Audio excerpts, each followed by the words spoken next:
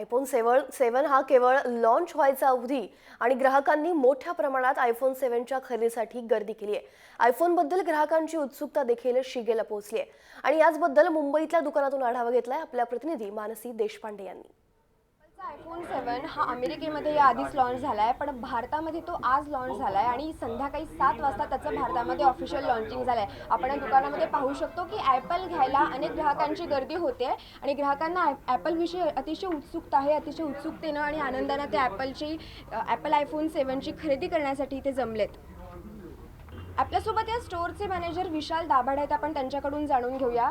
विशाल, कसा रिस्पॉन्स आहे? संध्याकाळी 7 वाजता ॲपलचं लॉन्चिंग झालं आहे ॲपल iPhone 7चं आणि तेव्हापासून कसा रिस्पॉन्स मिळाला? ॲक्च्युली हे 6 वाजल्यापासूनच गर्दी आहे आयफोनसाठी आणि भरपूर लोक आलेले आहेत आणि कंटिन्युअस आम्ही म्हणजे स्टॉकचं पण शॉर्टेज असल्यामुळे थोडं प्रॉब्लेम होतं आहे, पण हे की आम्ही कंटिन्युअस कस्टमर्स येतात आणि कस्टमर्सना आम्ही कंटिन्युअस जे आम्ही स्टॉक प्रोव्हाइड करतोयच आहे आणि त्या ऑफर्स पण आहेत काही, जसे की सिटी बँकचे ऑफर्स वगैरे, तर त्याच्यामध्ये पण लोक घेत आहेत, तर त्यांना 10,000 रुपीजचा कॅशबॅकचा फायदा पण भेटतो। आतापर्यंत तुमची किती ॲपल iPhone 7 ची विक्री झाली आहे?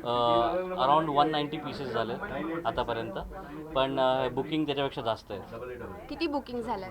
बुकिंग अजूनपर्यंत म्हणजे आम्ही अप्रॉक्सिमेटली 350 बुकिंग्स होते, पण आतापर्यंत 190 सोल्ड झाले आणि बाकी अजून कस्टमर्स येत आहेत कंटिन्युअस आणि ते घेऊन चालले असं।